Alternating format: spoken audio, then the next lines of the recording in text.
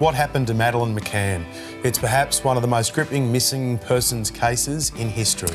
Now, yet another theory has reignited the search again from a former detective involved in the case. Madeleine is a beautiful, bright, funny and caring little girl. She is so special.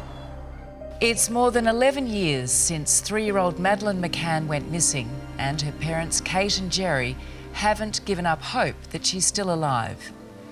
No parent's going to give up on their child unless they know for certain their child's dead, and we just don't have any evidence. Madeleine disappeared on the 3rd of May 2007 from her parents' holiday apartment in a Portuguese resort.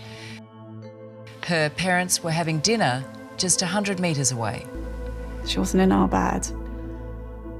And that was the first time where, I guess, you know, the panic kicked in. What followed was one of the biggest searches for a missing person in history. As weeks turned into months, sympathy for Madeleine's parents turned into suspicion. Speculation mounted that they were somehow involved, but in 2008, the case was closed. No charges have been brought against them. Sightings and potential suspects over the years have proven to be false leads, and funds for the British search have dried up. But a new theory has reignited calls for it to continue. Former top detective David Edgar, originally hired by the McCanns, believes Madeleine is alive and still in Portugal.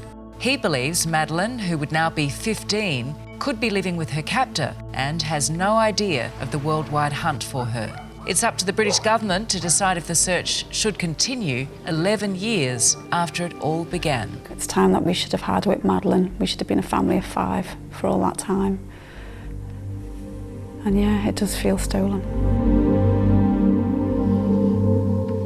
Yeah, it is one of the world's great mysteries, isn't it? Editor of the Sunday Express, Martin Townsend, joins us now from London.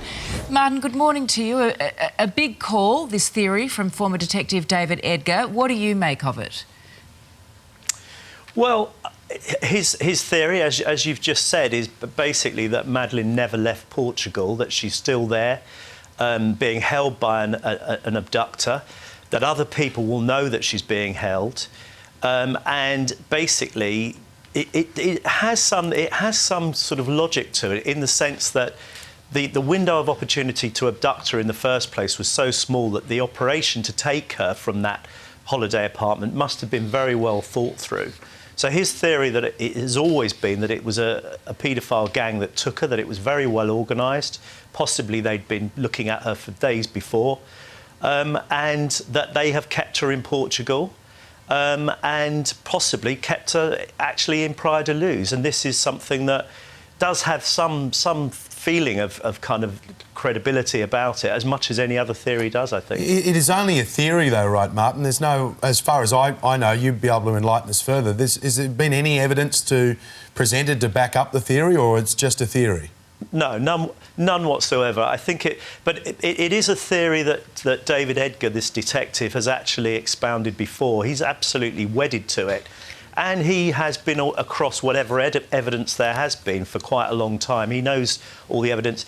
And also, I think, you know, Portugal has had problems with big paedophile gangs in the past. The famous Caso Pio case, which ended in 2010, that was a big paedophile ring that was broken in Portugal. So it has got a record of having these kind of gangs operating. So I think for all of those reasons, you know, Mr. Edgar thinks that this is a distinct possibility.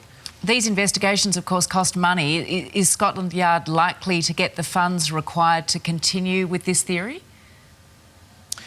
Well, they received another £100,000 in March of this year.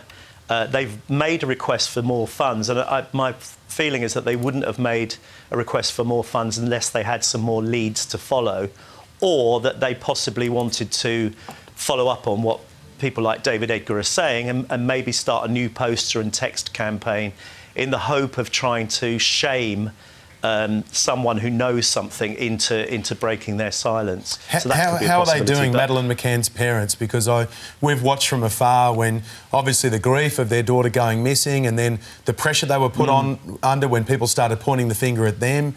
How are they holding up through all of this?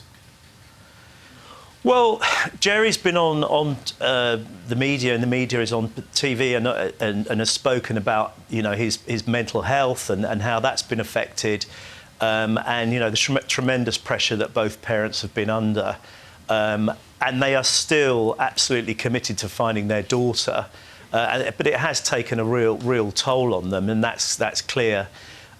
So yeah, but they've never given up hope, and in fact they hold pretty much the same theory. Both parents seem to think that she is still in Portugal somewhere, and just, you know, hopefully still alive. So what's the next step, Martin? Where to from here? Well, Scotland Yard won't, unfortunately, give, that, as they say, a running commentary on an investigation. But, as I said earlier, they must have some lines of inquiry, otherwise they wouldn't be asking for more funds. My feeling is that they might be a new poster campaign, a new text campaign, and it will be about bringing pressure to bear on anyone who knows anything at all that hasn't come forward, because someone out there will know something. Someone in Portugal or elsewhere will know something about this gang and what took place. So sad. Martin Townsend, thank you very much for the update this morning. Thank you. Can't think of anything more torturous for parents, just the not knowing. Keeps on going. For 11 years. Yeah.